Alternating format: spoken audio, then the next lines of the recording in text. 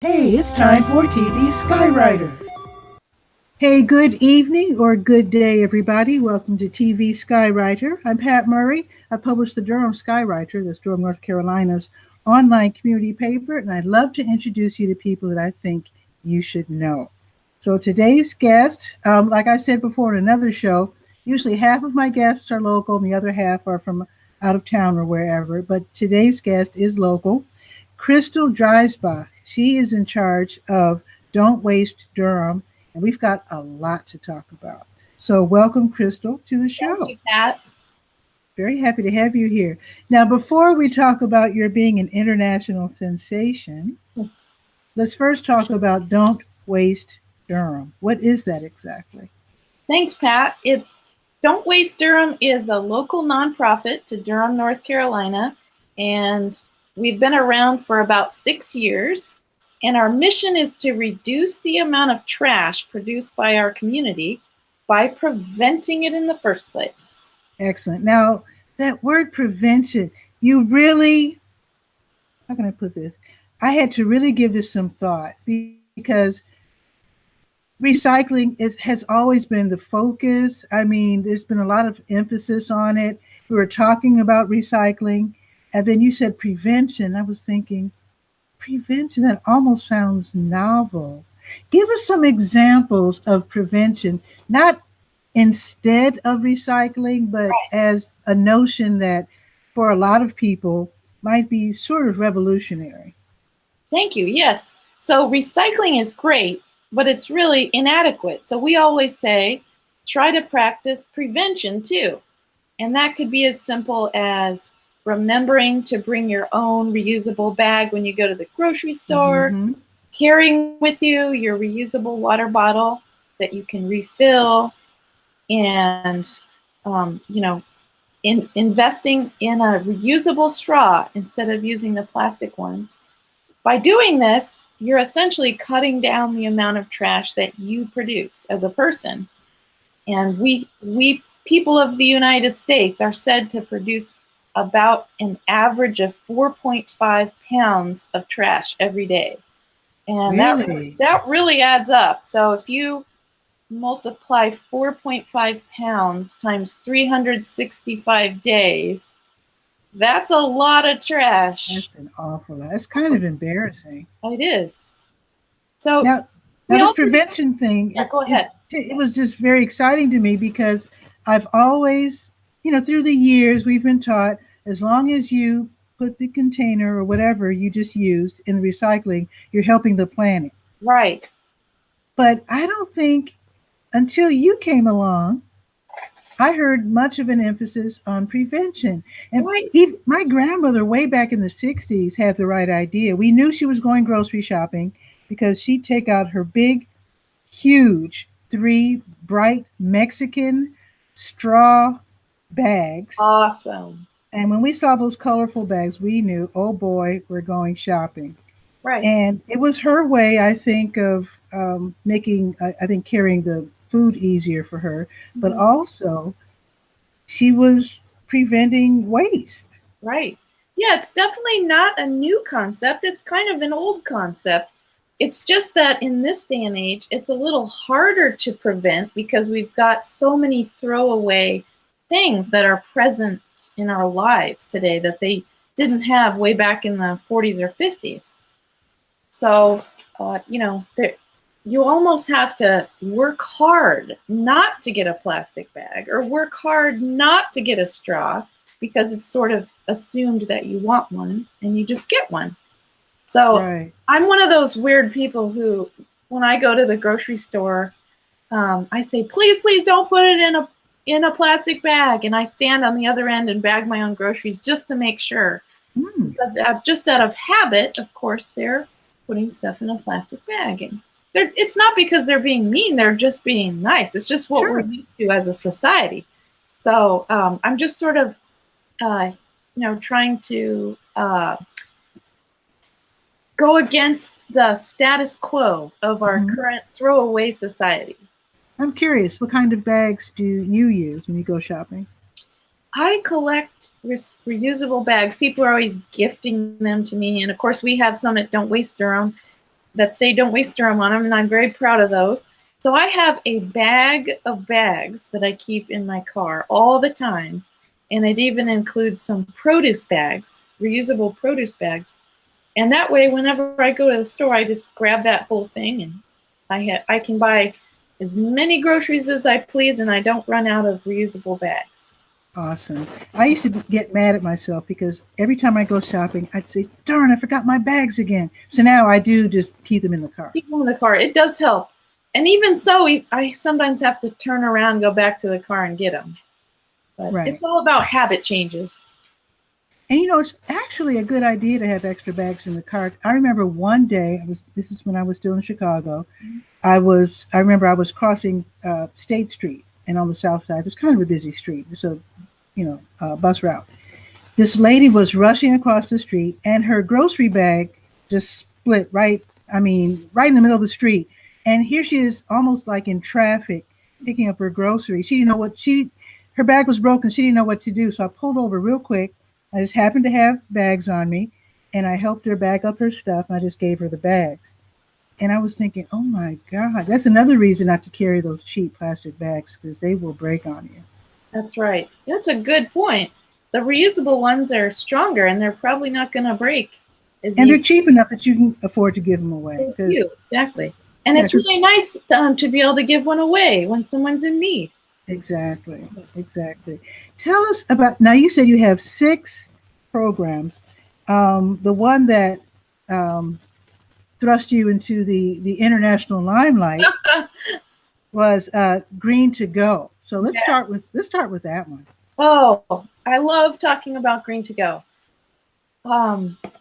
Green to Go is definitely one of our most visible programs in the community, and it started about 14 months ago. We began operations in Durham, and we now have over 500 active users of the program in 25 restaurants. Nice. And basically what it is it's a reusable takeout container service. So a lot of people think, oh, you mean you buy a box? And we try to explain, no, you don't buy a box. It's kind of like having a library card. You don't get to keep the books, but you can check them out as much as you like. You have checkout privileges. And it's kind of like being part of a fun club. So people who want to use the program pay $25 for a whole year, and they're part of the club, and they get to use the mobile app to check out containers from their favorite restaurants. And basically they just walk in and say, I'm a Green to Go member, and the restaurant will put their food in one of those reusable containers. We stock the restaurants with those containers. They're clean and sanitized. And then the customer takes home the food, enjoys their food, and returns the container to any return station in town. We have them all over town for people's convenience. And then we pick them up, all the dirty ones, with a bicycle and trailer. We drive all around town in our bicycles, pick up the dirty ones, and then we take them to Trosa. We have a really nice strategic alliance with Trosa. They are a wonderful partner, and they allow us to use their commercial kitchen 2 nights a week to wash, sanitize, and dry the containers. And then we redistribute them to the restaurant. So there's never any trash that's created. And it's a beautiful thing. We feel like we're giving people a small but concrete way that we can collectively work together against a global problem. So people are absolutely delighted with this. They love using it. Every time you check out a container, return a container, it shows you the statistics, how many throwaway containers that you have averted from the landfill, and how many we collectively as a community have saved from the landfill. And so it's something people can feel really good about. And then restaurants love us too. So far, so good. Things are going well, and we're growing by 3 restaurants each month. We'll have a few new ones rolling out in the next couple weeks. Nice. And we attracted national attention, and we were on PBS NewsHour last week. That is so awesome. How did that happen? Say that again? How did that happen? Well, I think a friend of a friend of a friend knew somebody at PBS NewsHour and said, this is one of the things that really makes me hopeful for the future. You should really learn about it. And the lady, the correspondent, called us and talked to us, and she said, I really want to come down to Durham from Washington, D.C., and with a film crew and film a segment on you guys. And so we were, of course, really thrilled and could barely believe it. But it was really excellent segment. If you get a chance to check it out, you can go to PBS NewsHour and just search for Green to Go, and you'll find it. You should download it and put it on your website. Oh, definitely. Yeah, we're for sure. We're going to put it on our YouTube channel and right on the front page of our website too. So absolutely. Yeah. So you started getting calls from what I heard. You told me that you were hearing even from foreign countries and cities across America, right? Yes. The first night that it aired, we got 214 email messages from over 120 cities. And everybody was very, very giving us lots of congratulations and asking how they could support us and when were we coming to their town and how could they start something like this. And so it's been really nice. It's kind of like a dream come true for me because I knew long ago when I thought of this idea that it was right. I just knew it. I knew it was going to change the world, and we're like halfway there. So isn't that awesome to have an idea like that that can really again help save the planet? But the containers themselves are very durable, and they last anywhere between 500 and 12,000 washes. Wow. Yeah, and so we just estimate about 1,000. So on average, one of those can save 1,000 styrofoam containers from the landfill.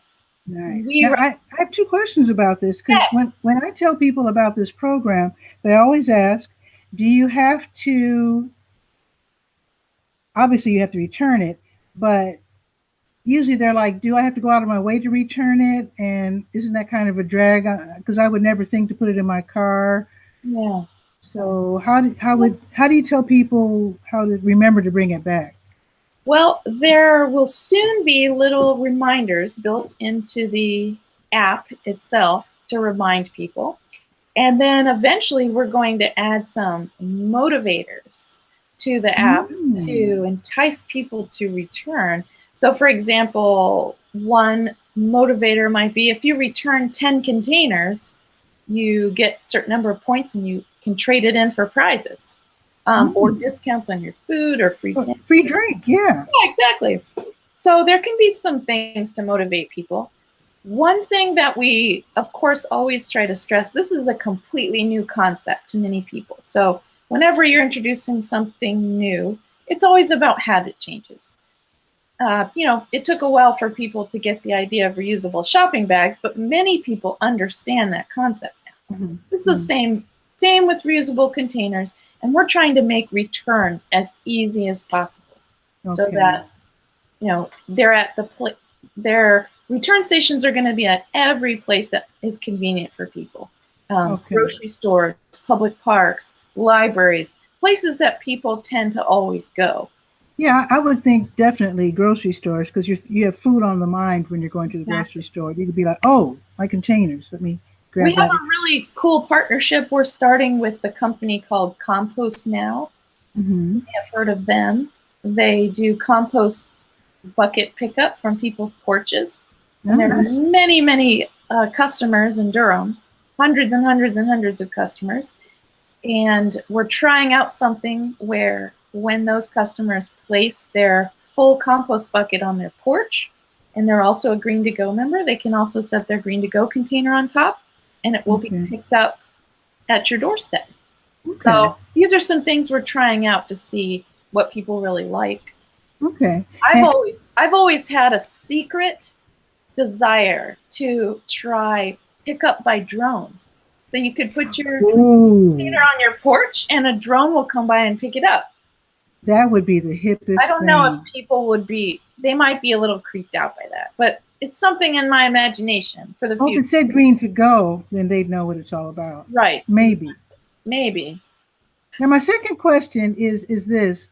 Obviously food goes bad and I was thinking, I know when you wash dishes, you're washing them nice and clean, but I wouldn't leave it up to the average citizen to make the container clean enough for everyone's standards. So I Right. like the fact that you are working with TROSA to sanitize the containers. But my question is, wouldn't it make it easier for them? Um, it would just seem natural for me to wash out the container since it's recyclable anyway. Not recyclable, reusable anyway. Um, I would hope that people are realizing that it's a good idea to wash the container before taking it in, right? It's going to be washed again, obviously, but I Yes. just like So the idea of people washing the containers when they're done with them. we always like it when people wash them, but we tell them you really don't have to because we don't want that to be a barrier to them returning it. So, I mean, we Mm. prefer they don't like return it with a whole dead fish in it or something. Oh, Um, but we pick them up regularly enough to where, pests and smells aren't going to be a problem. But okay. even if some of them end up, you know, covered in nastiness, Hmm. pasta sauce or pesto or something, um, we'll pick them up and take them to Trosa and scrub them out and run them through the commercial sanitizing dishwasher and, clean as a whistle. One thing I should point out is that we designed this program in partnership with the Durham County Health Department. So they Oh, have taught us everything we know. We have a standard wash protocol, and we're actually permitted and inspected by the health department.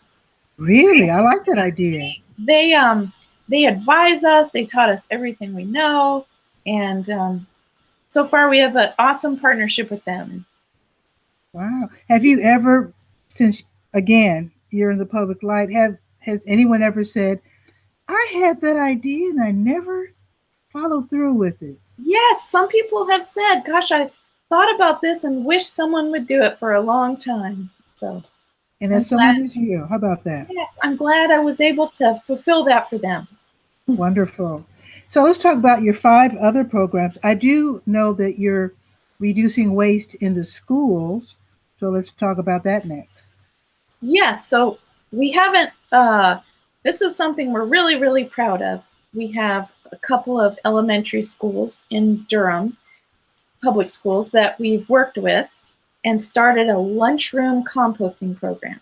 So, what that means is, in the past, Durham Public School lunchrooms have all, and most of them still are, have all been just trash cans. There's no recycling, there's no composting. But basically, everything every single day is going to the landfill. Okay. And what we've done is come into 2 schools so far and set up a system that's easy for the children to train them on. We get the blessing from the principal, we get the blessing from the PTA, and we train the custodial staff and the cafeteria staff, and everybody's on board. And it's basically a series of 4 cans.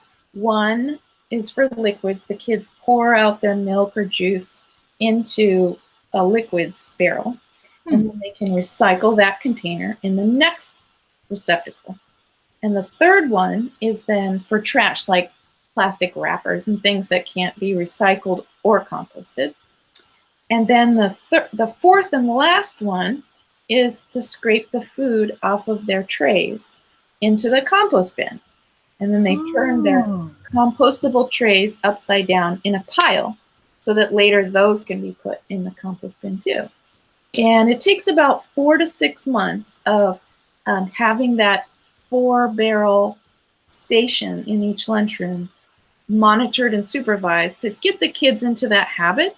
And then, kids are so easy to train. And once you get them going, they absolutely love it.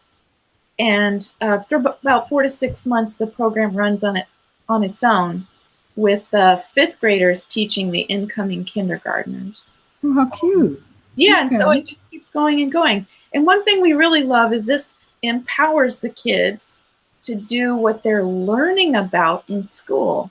Because, they learn about recycling, but then they go eat lunch and there's no place to recycle. So this Ooh. is a great way for them to actually put into action the values that they're learning. I And love that so much because recycling would not have been would not have caught on and would not be successful at all if it weren't for the kids, because it was the kids who were They telling need their it. parents, we're learning this in school, we have to recycle. Right. Exactly. Kids get it faster than adults do. And then the other thing that's really cool is it does cost money for the weekly composting pickup. The compostables are taken to a commercial composting facility where they're turned into nutrient-rich soil that can then be given back to the school gardens. Ooh. And for that to be picked up each week, it's about $1,800 a year, which doesn't sound like a ton, but that's a lot for a PTA. Okay. And so what we've done is we've paired up the school with a local restaurant to be their composting sponsor. And the local restaurants love this because it's a lot of warm, fuzzy PR for their restaurant, and also they get to support a local public school. And we did this with Club Boulevard Elementary. I thought, wouldn't it be fun if we did Grub Restaurant, because it rhymes with club? Because it's like Grub for club. Mm-hmm. And so Grub Restaurant very generously wrote the check to the PTA so they could pay for the composting service. So I kind of like to say it's important to show that finance. Whoa, what the heck? It's not Labor Day yet, folks. Is that a Cujo in your house? Firecrackers. Okay, weird. People getting excited about the holiday. Any excuse. Composting is very exciting too. I know. That must be it. Yeah, and so I like to think how we can make it possible so that finances aren't a barrier to schools. Mm-hmm. We want to make it possible without people thinking, oh, we can't afford that. We'll pair them with a sponsor so that it just gets done. And then the last thing about that, which is really cool, is that ever since Club Boulevard has started doing this, they're diverting 800 pounds a week from the landfill. 800. That's amazing. That's a lot. Yeah. That's a lot. The first school that we started this in, they went from 4 full dumpsters of trash every week to half a dumpster of trash every week. Interesting. The majority of the trash from each school comes from the lunchroom. So. Okay. I like that. Okay. Anyway, that's really What about composting? Okay, I know that they're pouring the liquids out, because I was learning when I was learning about composting. I know the 2 things you're not supposed to put in, and that's dairy products and like bones and stuff. Okay, now you're talking about backyard composting. That's what you should never put in backyard composting. Commercial composting is completely different. Commercial composting can take anything that was once an animal or a plant, including dairy, bones, meat, grease, paper, wood, paper towels, Kleenex. It is a wonderful thing. You can cut down your trash in your own house to a minuscule amount if you do commercial composting, and it's very affordable.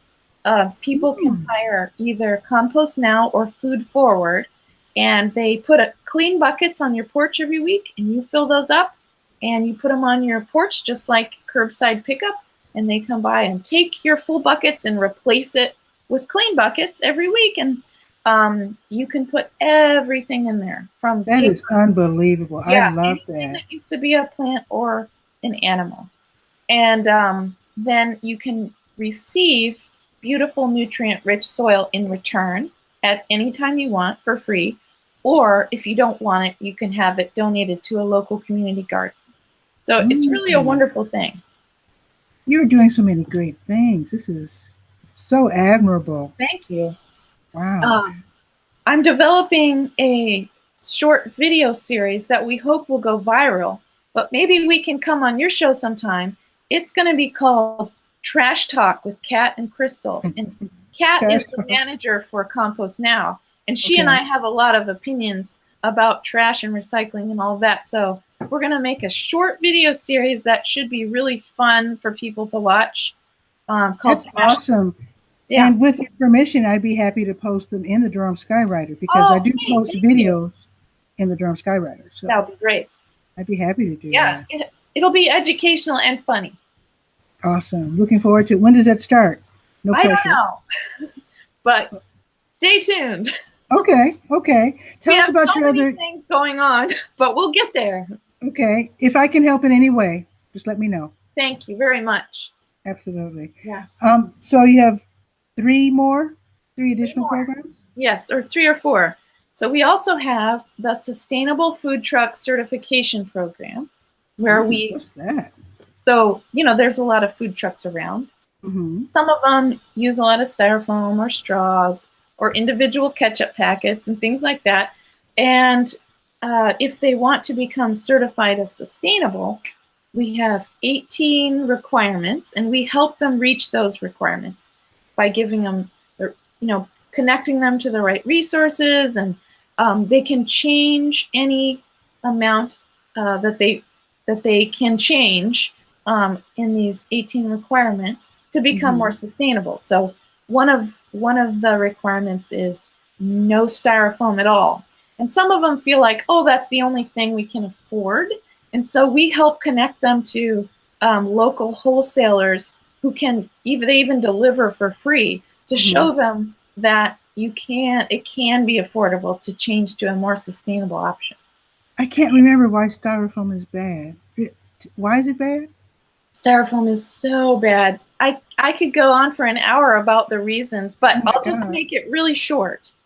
So first of all, styrofoam is made from fossil fuels, which are not renewable. We have a limited amount of fossil fuels on the planet.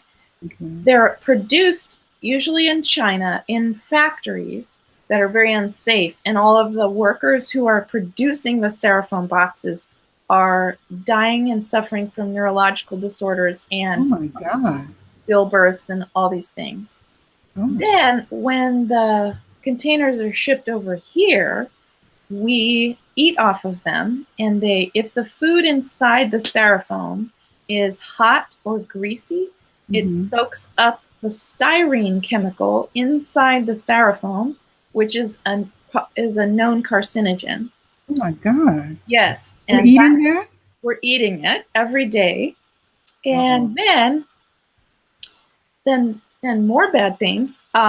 Styrofoam is something that it breaks. It takes about, I think they calculate 800 years to break down, and it takes up a lot of mass and volume in landfills, which our landfills are filling very quickly and closing down at an alarming rate.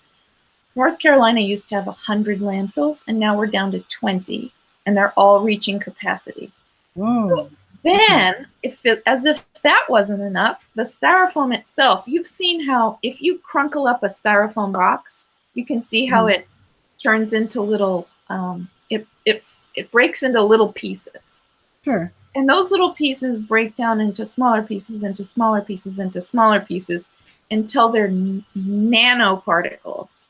And they still break down into smaller pieces. And the smaller they get, the easier they are consumed by all kinds of creatures that live right here in Durham. They wash into our storm drains and get into Ellerby Creek and eventually flow into the ocean, which is becoming filled with these microplastics you might have heard about. And microplastics are basically these tiny nanoparticles of styrofoam, which its properties are such that they soak up other bad chemicals around them. They're basically like a sponge, and they become these highly toxic particles that are eaten by plankton, and then the fish eat the plankton, and then the birds eat the fish, and up and up and up and up. Right now, they're estimating the filter feeders like oysters, clams, and mussels are some of the creatures that are suffering the most. So if you go out and eat oysters, which I love oysters, it's something, I'd go and eat a dozen of them. They say that now you're eating quite a lot of microplastics because filter feeders really suck that stuff in from the particles. Oh, I could keep going on and on. I had no idea it was that it's dramatically so bad. Yes. Wow. And so there are some efforts underway in North Carolina for a statewide ban on styrofoam. And I am involved in that, but I do want to put the caveat that I firmly realize that many small businesses, mom and pop businesses, cannot afford anything other than styrofoam. And what I don't want to do is alienate people or cause divisions or hurt people economically. So I am insisting in all the efforts to ban styrofoam that we put plenty of measures in place so that people who wouldn't have any other option besides styrofoam are not penalized for that and don't suffer economically. And I have some ideas on how we can get that done. So I'm going to be a big spokesperson on that. Obviously, we want to help the environment, but we also don't want to hurt people economically. And that's a big deal to me. Well, even if the smaller restaurants all sign up for green to go, would that solve the problem? And that is one reason why we don't want to just say, hey, styrofoam is bad, styrofoam is bad. We also want to provide viable alternatives, because if you don't give people alternatives and you just ban something, that's not helpful for anybody. Right. So we are about solutions. Yes. Yes. Okay. Obviously you need to come back on the show down the road and tell us your progress, because this is obviously ongoing. Ongoing. We're never giving up. Awesome. Yeah, so that's the Sustainable Food Truck Certification. We got the lunchroom composting. We got Green to Go. We got policy work that we're doing around styrofoam and straws and plastic bags, and then both local and statewide. And then we also have Rescue Food, Feed People, which is something you were a part of for a time, Pat, and I know you'll get back into it. I want to get back there because there's this, I was telling you about this guy. Yes. Hasib Abdullah, and what he does, he gets food from like this fancy or these fancy grocery stores, and he distributes them through his restaurant, which is right next to WD Hill. And he's just a regular guy, but he's doing this fabulous work. That's wonderful. The people who are hungry in the community go to his restaurant, which is called Visions of Africa. And, or is it New Visions of Africa? But anyway, it's right next to WD Hill Community Center. Is it on Fayetteville Street? It's right there on Fayetteville Street. I've seen it. I've seen it. And they can get like breads, pies, cakes, actual meals, sandwiches. It's great. I guess the store, what happens is the store looks at the expiration date and says, oh boy, we've got to get rid of this stuff, basically. And the people are hungry enough that they come by when they know Kasib has food. And sometimes they come by just to see if he has food because they're hungry. So the food doesn't go to waste. Even though it might be on the date of the expiration, it's still fabulously good because I actually pick up food for Kasib too. Sure. And sometimes the food lasts for a few days. You do have to eat it, pretty much right then. But it's a beautiful way to distribute food that would ordinarily be tossed out. Exactly. Nothing makes me more angry than potentially wasted food over here and hungry people over here. Exactly. And it's ridiculous. So that's what you're doing too, right? Because I went to a meeting where you were talking about connecting hungry people with the businesses. We figured out a way. We just have to work on it.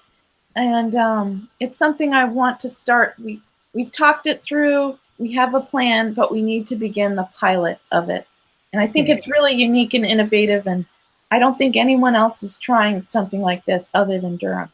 Well, I want to be in there on the ground floor helping you out with that. We're going to be famous. We're going to be the role model for other places too. Did you know that in France it's against the law to throw away perfectly good food? It's against the law. It's illegal. It should be illegal. Yeah. Yeah. I don't know how they're getting the food to the people. Yeah. But I saw on Facebook where you can get into big trouble if you're a restaurant and you're throwing away perfectly good food. Now, I know if you're at Panera around closing time, I notice people coming by and picking up pastries. I don't know who they are, but I assume they're with like missions or I don't know.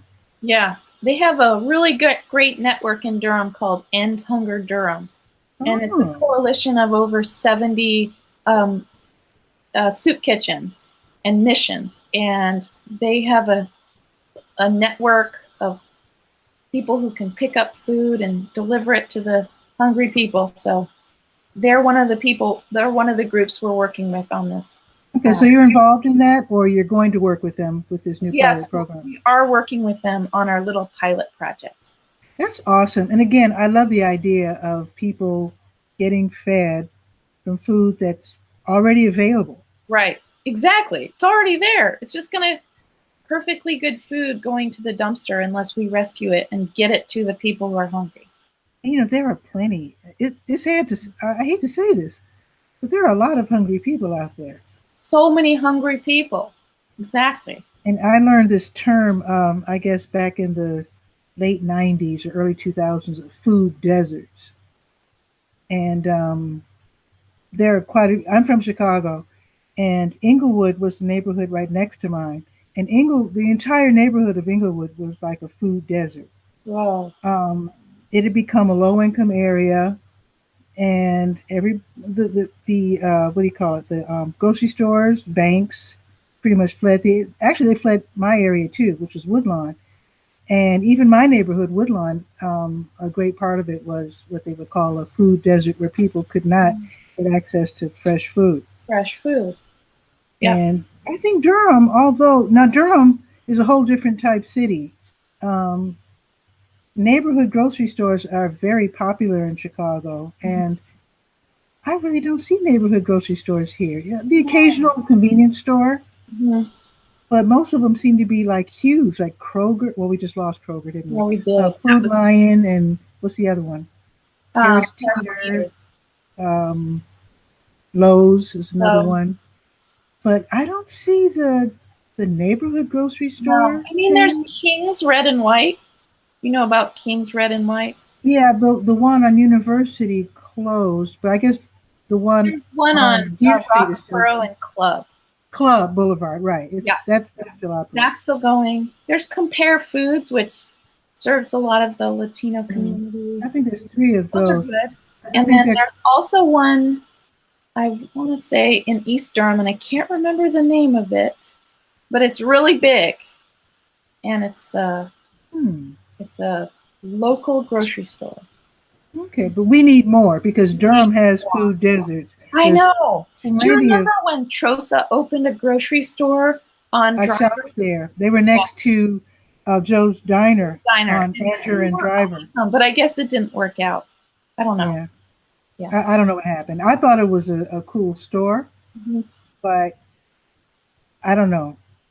I mean, Joe closed his diner also. I think when one business fails, or I don't know if Joe's Diner actually failed or if he just got tired of it. I don't know. Because I know he also operates food trucks. That's right. Maybe he didn't like staying in one place. I don't know. But anyway, very often there's a cascading effect. That's right. Of one business closing, and then they lose the foot traffic and the customers, and then the whole corner fails. Now they do have, I think it's called East Durham Pie Company, I think it's called, across the street. They just named it East Durham Bake Shop. Bake Shop. Yes. Okay. Now I'm happy to see them there because they're in that same intersection of Andrew and Driver. And I think when one business is successful, that can cause a cascading effect too. Cascading might not be the right word in this term, but of businesses saying, ooh, let's open up here because there's a lot of people going in and out. Because there's plenty of storefronts in that area that are, that could use some capital, some investment, some people. Agreed. Agreed. Well, I hope it has that cascading effect on that corner. I hope so, because actually that type of business can be a real positive jolt to any community. I love the idea of local businesses. I like chains, but because I grew up on the south side of Chicago in a Black neighborhood, the chains would navigate around us, which was actually kind of cool. It was a middle-class community, so we had plenty of businesses, but they were mostly Black owned. So it actually gave the impetus for a lot of us to open our own businesses. That's so awesome. Yeah. I feel like Durham is really ripe for that. And we have been historically with Black Wall Street, and we're in such a good community that embraces that, I think. Yeah, I think there's real room for small to medium-sized neighborhood grocery stores. I'm with you. That's a really good idea. Mm-hmm.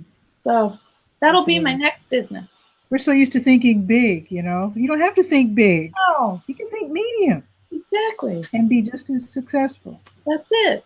Did we leave anything out? Because I know you were listing everything that you do. Those are all the current waste ones. Durham. We have some upcoming that we haven't started yet, but we always respond to needs in the community. And of course, there are a lot of needs around waste and trash and recycling and food waste. So we'll just keep on trucking and absolutely build our organization bigger and be able to take on even more work. Now, it seems that you're, and I guess the other people in Don't Waste Durham are the masterminds of these brilliant ideas. Okay. But, and you're, expanding them throughout the community. But how can we help you as members of the community? What do you want us to do? Thank you. Well, let's see. One of the best things you can do is volunteer with us. We have everything from one-time volunteer gigs to as small or as big as the time you want to give or not. What kind of help do you need? Everything from administrative help, like data entry, all the way up to coordinating some of our programs. So small to big.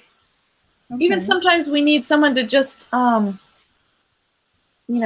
cut things, cut a lot of things over and over and over. Mm-hmm. So, yeah. That can be done while watching YouTube videos easily. Exactly. I'm sure. Okay. And we're located right in downtown Durham, so it's easy. We're easy to find and easy to get to. And I'm sure you want us to remember when we go out to eat to see if the restaurant is a green to go restaurant. Did you say 25 restaurants or 25 restaurants?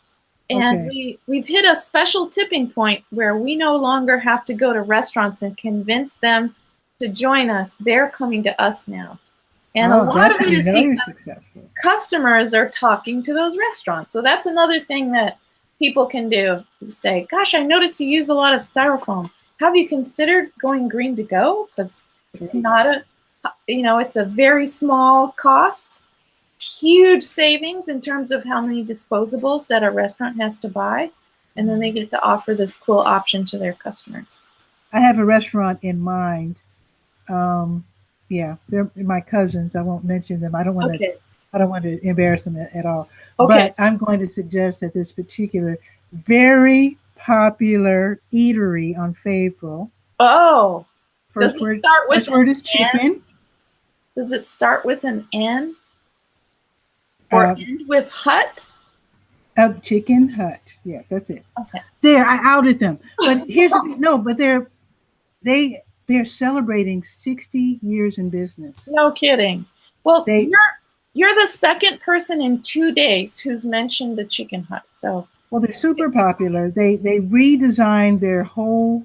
In fact, they're not even done yet. They redesigned the new floors, new everything. Okay. The restaurant is beautiful. So now's a good time for them to rethink. Trying something new. How they're packaging the food for takeout. Okay. So I just outed them. I will ask some customers to go drop hints. Well, I will. I'll be happy to because, Tuesday is beef rib day. Oh. Tomorrow is Tuesday. So not tomorrow. Wait, what's today? Day after tomorrow. Oh, just so you know, Pat, my computer is not plugged in and it's on 8% battery. So if it shuts down, you'll know why. Oh, okay. Let's make this short then. So the other things you want us to do, in addition to asking restaurants to take part in Green to Go, you want us to stop using plastic straws. If you can. I understand, we got to meet people where they are. Some people have sensitive teeth and they use straws because of that reason. So I understand that. We have no problem with that. Of course, you can buy a stainless steel or a glass straw. Right. Or silicone or bamboo. Bamboo, I like that idea. Yeah, they're pretty cool looking. Okay, so you can use that. Of course, don't forget to take it home. Right. If you've bought one, don't forget to. You can always use something like this, I love it. which is made of PVC pipe. Handmade by Pat Murray herself. And you can make one on your own. And That's just right. slip it in your purse or whatever, and make a backpack, whatever. And very quickly, what else do you want us to do? You want us to go to don'twastedurham.org. Yes, and read a little bit about what we do. We have a 60-second video that's inspiring and engaging about Durham and its trash problem. And it's very hopeful at the end. So there's no, it's not depressing. It's inspiring. Right. And of course, I don't know how you're going to do it. I know you're trying to figure this out, as foreign countries like Germany and cities all around the place are trying to ask you for help in implementing a program in their cities. Yes. I don't think I told you that part. It's very exciting. So rather than hold all the information for ourselves, we decided we're going to create a webinar series with modules to teach everybody how to do this in their own city. We want reuse to spread. We don't want to be we don't want to have the monopoly. We want to use our unique experience and expertise and help other people start this. So that's how we're going to address all those emails. That is so Durhamish. I don't know if that's a word. I just coined a new word. It's very Durhamish. Sharing. We're going to Durhamish the whole world. Sharing wonderful ideas. So thank you, Crystal Dreisbach, for being on this show. If you want to, any shout outs to anyone before you go?